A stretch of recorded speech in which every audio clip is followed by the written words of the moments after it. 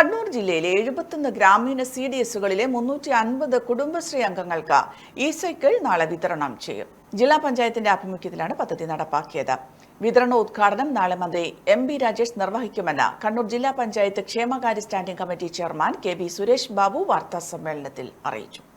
നാളെ ജില്ലാ പഞ്ചായത്തിൽ വെച്ച് 2 പ്രോഗ്രാമുകൾ നടക്കുന്നു. 2 കുടുംബശ്രീയുമായി ബന്ധപ്പെട്ട പ്രോഗ്രാമാണ്. അതിലൊന്ന് പുതിയൊരു സംരംഭമാണ്. കുടുംബശ്രീയുടെ നേതൃത്വത്തിലാണ് നടപ്പിലാക്കുന്നത്.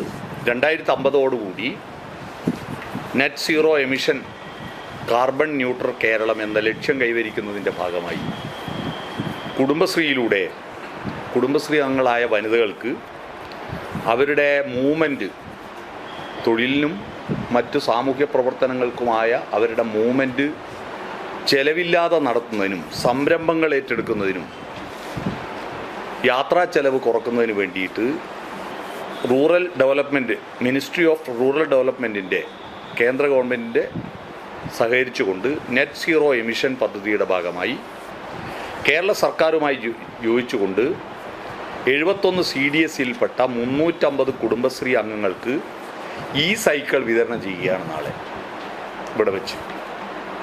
ഈ സൈക്കിൾ 3000 രൂപ ഗുണഭോക്താവിനോട് വാങ്ങുകയും ബാക്കി 6,450 രൂപ സംസ്ഥാന സർക്കാരും ബാക്കി 33,000 വിലയുള്ള ഈ സൈക്കിളിന്റെ ബാക്കി കേന്ദ്ര റൂറൽ ഡെവലപ്മെന്റ് വകുപ്പുമാണ് ഇതിന് ചെലവഴിക്കുന്നത്. Aster MIMS hospital, wheel treat you well, Chala east, Kannur.